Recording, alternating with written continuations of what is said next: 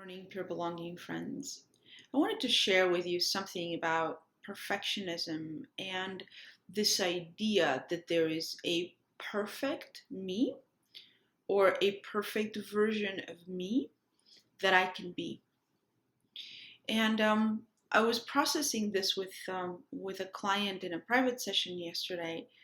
The sense that if only she could reach whatever mental bar or blueprint she's put up for herself in her professional work, in how she looks, in how she is with her friends, if only she could reach that, then she would have, and you could insert your own version of this here, whether it's peace, whether it's comfort, whether it's acceptance, whether it's perfect love, whether it's the security of knowing you won't get rejected. Maybe if I'm perfect, you won't reject me. Whatever she's telling herself that she's going to have at the end, that's what's driving also this inner narrative of not being enough. I don't do enough. I have to do better. I'm not happy with this. And so as we explored, at some point, she just kind of stopped in her tracks and said, well, this is kind of absurd. Because what I really want is for me to be really liked, seen, felt, accepted, cherished for who I am. And daily I tell myself that I'm not enough in the ways that I relate to my projects or to my looks or even to my thoughts. And in that, I diminish myself. And so I make myself less than what I actually am. And so we looked at this pattern. I want to get, and I love using visuals, but say that it's really important for you for these three qualities about you to be seen. I really want you to see my green and my darker green and my purple. But you're over here, and so I'm holding my green and my green and my purple, and I'm looking at them, and I'm telling myself, this is not enough green and darker green and purple. They're more like this. These are a little thinner. They're more like this. It's not enough. So I'm going to put pressure on myself over here to change this so that then I can show it to you. But the moment at which we have enough never comes, because it's built within the system that if I consider myself to not be enough, then that grows feelings of not enoughness.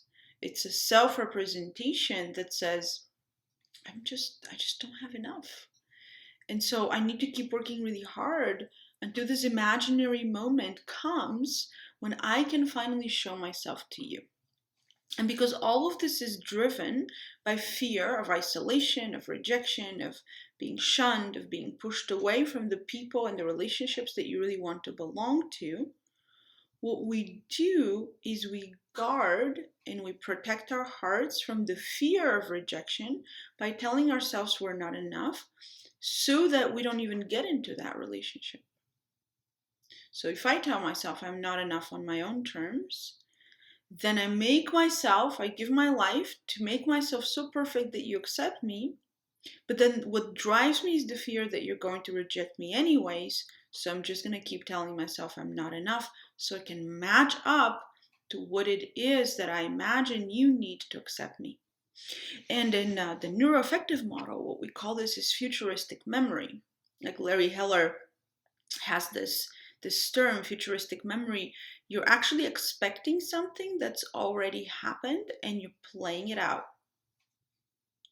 And honestly, I really don't believe that anyone sets off doing it that way because it's so subtle. It's so kind of insidious in its own way. And so these parts of us that really want to keep us in connection, they mean well, But the way they get about it is by disconnecting us from ourselves, from our essential nature, and then eventually from the people who are around us. Because how do you act when you think, like, how would I act if I'm sitting here thinking, oh, I'm wondering if they're thinking that I don't have makeup. I'm wondering if my pure belonging students here are looking at my hair thinking, oh my God, Glena's turning gray. She's getting older, right? How would I be with you if I thought that the whole time you're looking at me, you're seeing me as less than? So then in the process, I would be seeing myself as less than, and I would be acting in some really weird ways. And the way I know this is because I used to do it a lot. Just take a little break. And so from that place of not enoughness, the way that we regard ourselves, the way that we see ourselves, it diminishes our sense of who we are. And then we get to keep striving to jump up to that place where we can be enough so that we can receive the thing that we're afraid we're not going to receive. And we just keep going and going and going and going. And really, change can happen when in process, and process is when we sit, whether one-on-one or in group, and we watch these very subtle ways in which it shows up. And we say, oh, here, as you move towards this thing that you really want for yourself, these are the thoughts or the ideas or the beliefs or the physical sensations or the images or the connections that are coming up. I was in a lecture last night on internal family systems, and I was doing an exercise, and Richard Schwartz, the founder of IFS, was asking, okay, so stop thinking and just see how this is related inside.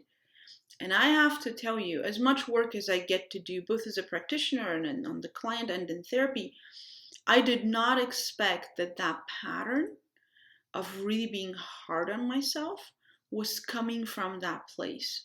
And I've explored all sorts of different patterns.